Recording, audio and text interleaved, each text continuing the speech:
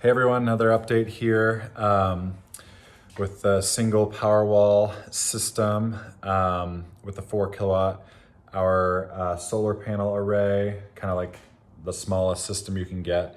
Again, this is the Powerwall Plus with the inverter on top, kind of that new installation there. So you can see it's a pretty simple, clean installation, nothing too fancy.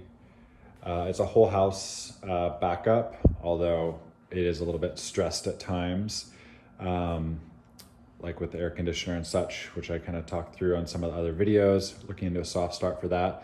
I wanted to talk about peak production, although it's not fully approved by Puget Sound Energy yet.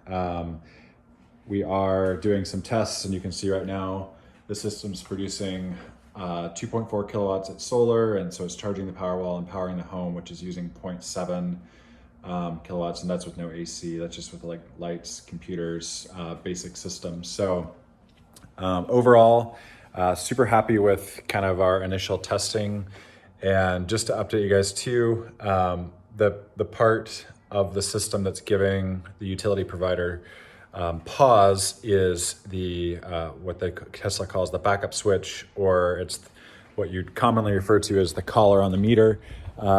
So that's still out here on the exterior, and I basically requested from Tesla that they just install the gateway between the cutoff and the meter instead of this, but they insisted that they would prefer to continue working with the provider to see if they can get the backup switch collar approved to move forward. So anyway, that's a quick summary of where we're at right now. Hope everyone's doing well, and really encourage you guys. I'm trying to get to that next Powerwall system, so I'll put the referral link in the bio here to help get me to that referral bonus at some point potentially, and then I can let you guys know all the trials and tribulations of adding another Powerwall to this, which I'm sure will be fun. So anyway, take care, and let me know if you have any questions. Cheers.